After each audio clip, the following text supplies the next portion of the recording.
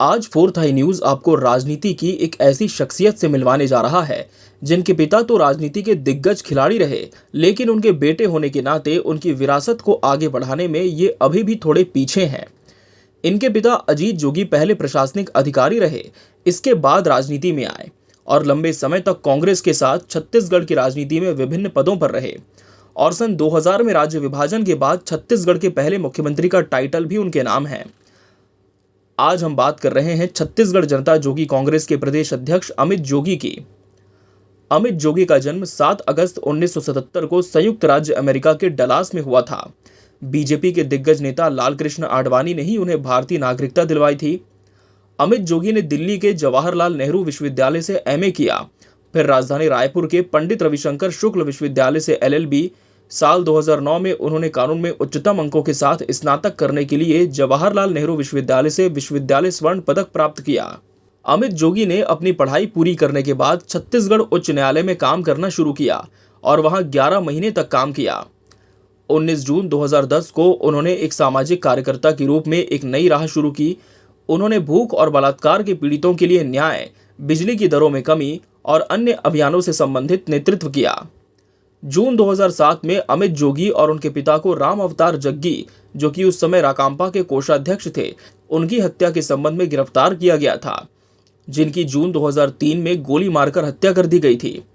आपराधिक साजिश की सजा से संबंधित 2 मामले, आईपीसी की धारा 120 50 रुपए की राशि में नुकसान पहुंचाने वाली शरारत से संबंधित एक शुल्क, आईपीसी की धारा 427 23 जुलाई 2011 को कांग्रेस उम्मीदवार तान्या सोलोमन्स के लिए प्रचार करते समय भीड़ द्वारा हमला किए जाने पर वो गंभीर रूप से घायल हो गए थे।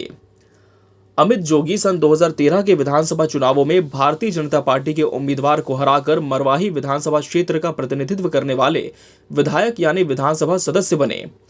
सन 2016 में भारतीय राष्ट्रीय कांग्रेस ने अमित जोगी को दल विरोधी गतिविधियों में शामिल होने के लिए 6 साल के लिए निष्कासित कर दिया। उसी साल उनके पिता अजीत जोगी ने एक नई पार्टी छत्तीसगढ़ जनता कांग्रेस की स्थापना की। उनके संसद विरोधी व्यवहार के कारण 2 मार्च 2017 को छत्तीसगढ़ विधानसभा ने उनके खिलाफ अविश्वास प्रस्ताव पारित किया। इस तरह से राजनीतिक जीवन में अमित जोगी ने कई उतार चढ़ाव देखे। एक किस्सा आपको बताते हैं। उनके राजनीतिक जीवन की पारी में अहम मोड़ तब आया जब छत्तीसगढ़ में पहली बार जोगी परिवार मरवाही चुनाव से बाहर हुआ था। ये साल था 2020 का। जाति का विवाद छत्तीसगढ़ जनता कांग्रेस अध्यक्ष अमित जोगी और उनकी पत्नी ऋचा जोगी के लिए बड़ा झटका साबित हुआ। अमित जोगी ने इस मामले में अपना पक्ष रखने के लिए 2 दिन का समय मांगा था, लेकिन चुनाव अधिकारी माने नहीं।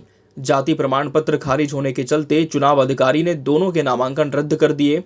राज्य स्तरीय उच्च जांच कमेटी ने कंवर जाति का नहीं मानते हुए अमित का जाति प्रमाण पत्र रद्द कर दिया था।